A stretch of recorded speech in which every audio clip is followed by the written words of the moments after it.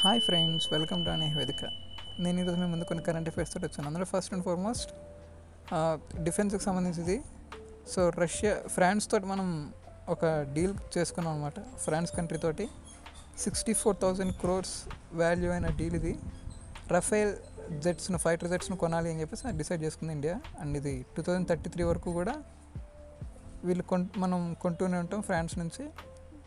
According to this deal 2033 వరకు మనకి వీళ్ళు ఒక్కొక్కటి ఫేజెస్ వైజ్గా అమ్ముతూ ఉంటారు. సో ఇది మనకి సంబంధించి. నెక్స్ట్ వచ్చేసి ఇది కూడా డిఫెన్స్ సంబంధించే. ఇది ఒక రిపోర్ట్ అనమాట. ఈ రిపోర్ట్లో ఏ కంట్రీ ఎంతెంత ఎక్స్పెండ్ చేస్తుంది, ఎంతెంత ఎక్స్పెండిచర్ పెడుతుంది మిలిటరీ పైన అనేది ఇది ఒక రిపోర్ట్. సో ఇది ఏంటంటే 2024 బేస్ మీద ఇచ్చారు. ఇందులో ఫస్ట్ ప్లేస్లో యూఎస్ఏ ఉంది, ఇండియా 5th ప్లేస్లో ఉంది. సెకండ్ అండ్ థర్డ్ 4th ప్లేసెస్లో జర్మనీ, రష్యా, చైనా ఉన్నాయి. రష్యా యుక్రెయిన్ వారికి సంబంధించి మనందరికీ తెలిసిందే. And moving on next topic, ఇది ఇంటర్నేషనల్ రిలేషన్సే. ఇందులో రష్యా యుక్రెయిన్ మధ్య శాంతి చర్చలు జరుగుతూ ఉన్నాయి. సో అక్కడ కొన్ని రోజుల పాటు కాల్పులు ఆపారనుకున్నారు, May 8, 9 and 10.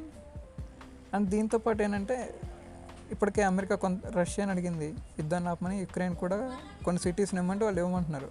సో చూడాలి ఏమవుతుందో. And next topic Padma awards వచ్చేసి అవార్డ్స్ న్యూస్లో ఉన్నాయి, మనం వీటిని గుర్తుపెట్టుకోవాలి.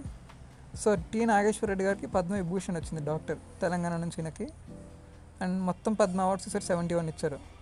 Moving on next topic, Telangana కొత్త లోకాయుక్త చైర్మన్గా justice Rajasekhar Reddy.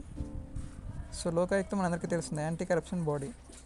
These are the greatest current affairs friends. Thank you, have a nice day.